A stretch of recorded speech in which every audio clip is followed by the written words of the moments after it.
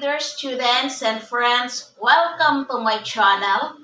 This is Profen. Makakasama niyo ako dito sa tutorials, discussion, kantahan, at iba pa. So, the first topic that I'm going to discuss with you is about what is your stand? I love you with all my heart or I love you with all my brain. Bakit ito ang nakuha ko? Kasi I found sometimes yung mga students, yung iba din na hindi estudyante, they are confused. Sinasabi na, ano ba talaga ang tama? I love you with all my heart ba? Or I love you with all my brain? Kasi yung iba, nagagalit pag sinabihan ng kanilang partner na, honey, I love you with all my brain. So, to find out more, let us see. I will discuss to you the anatomy and physiology of the heart and the brain. Now, to start with, actually, heart is a pumping organ of the body. So, meaning, it pumps the blood into the blood vessels by way of transporting it to the lungs where oxygen is absorbed and carbon dioxide is excreted. Now, sa mga hindi medical course, ano yun? Sasabihin nila, okay, an oxygenated blood that comes from the upper extremities will enter into the superior vena cava. It will enter into the right atrium via the superior vena cava. Then, an oxygenated blood that comes from the lower extremities will enter into the right atrium by way of the inferior vena cava.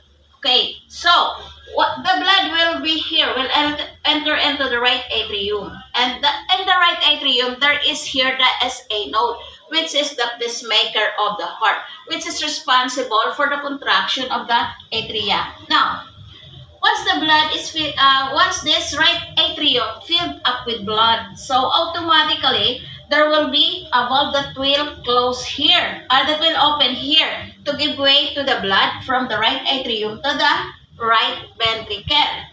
Okay, so once this right ventricle filled up with blood, the functions of this tricuspid valve will automatically close to prevent the backflow of blood from the right ventricle to the right atrium. Now, saan pupunta ang blood na? Kasi nag-close na to. Thereby, it will pass to the pulmonary artery para mapunta sa lungs. And after that, when the blood enters into the lungs, it will be oxygenated. So the waste matter will be remain in the lungs. So pag lumabas ang blood sa lungs, so meaning it's already oxygenated. Now, saan na pupunta ang blood from the lungs? It will pass to where? Sana? Sa pulmonary vein, here. And then, to go to the left atrium. And then once the left atrium filled up with blood, automatically, there is a valve that will open there. That is what we call the mitral valve. Okay, to give way for the blood to pass from the left atrium to the left ventricle. And then after that, if this left ventricle will be filled up with blood, automatically this mitral valve also will close. Why? To prevent also the backflow of blood from the left ventricle to left atrium.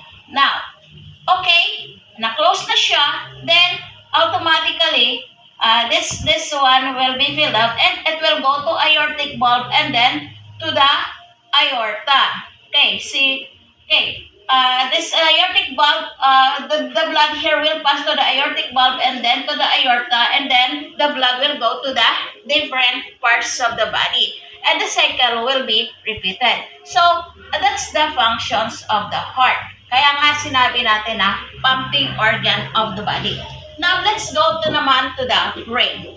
Actually, we will concentrate for the three main parts of the brain.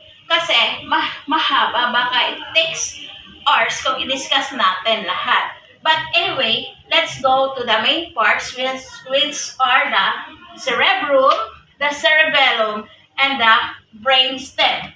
Now, What is then the cerebrum? Actually, the cerebrum is the largest part of the brain. And this is actually responsible for it performs higher function.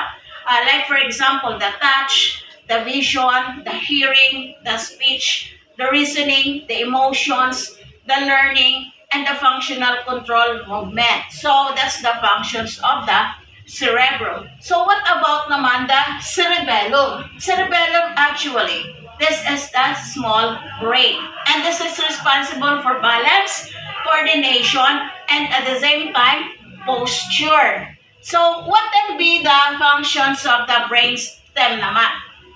Si brainstem, this is also responsible for the vital functions of life. Like for example, yung breathing, yung consciousness, yung BP natin, yung heart rate natin, and sleep. So, that is the functions of the brain. So, the brain distributes all the electrical impulses to the different parts of the body. So, yun na po ang functions ng heart and the brain.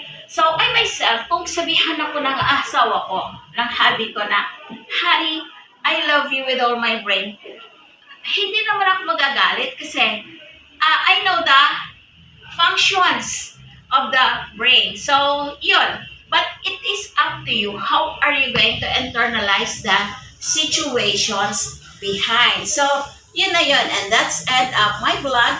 Please like, share, subscribe, and turn the notification bell so that you will be notified whenever I post the new video. Thank you. Isang mapagpalang araw sa inyo lahat. Mabalik.